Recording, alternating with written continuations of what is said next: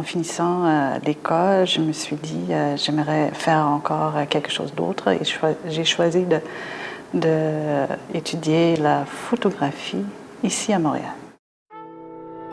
Les Prix du Québec, en collaboration avec Bell et Hydro-Québec, sont fiers de vous présenter Madame Angela Groeholtz, lauréate 2006 du prix Paul-Émile Bordua pour les arts visuels.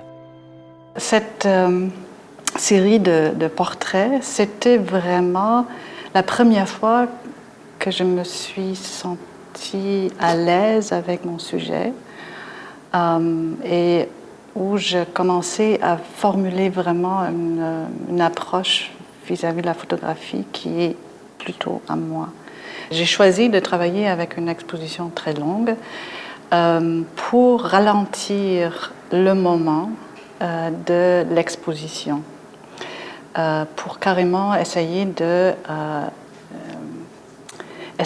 à faire rentrer quelque chose dans ce moment.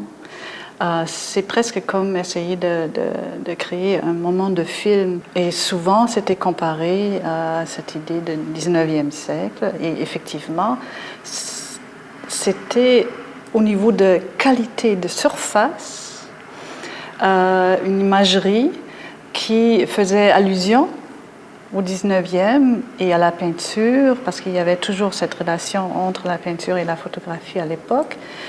Mais dans mes photos, il y a toujours des indices que c'est carrément quelque chose qui passe maintenant.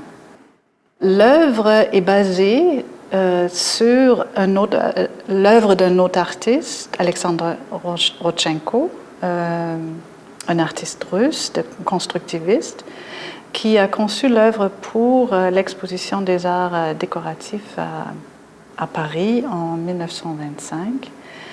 Et j'avais toujours cette photo sur ma table de travail. C'est une salle que j'ai aimé beaucoup, j'ai aimé la photo qu'il a pris lui-même à l'époque.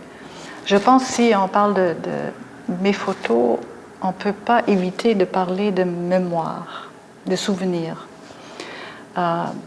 Les souvenirs très simples ou la mémoire, très grandement. Et il y a carrément tout un discours autour de la mémoire vis-à-vis de la photographie. Et je pense que c'est vraiment là la raison pour laquelle j'ai choisi la photographie.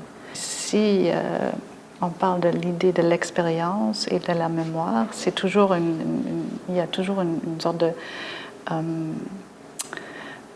différence entre qu'est-ce qu'on est en train d'expérimenter ou qu'est-ce qu'on se souvient d'avoir expérimenté.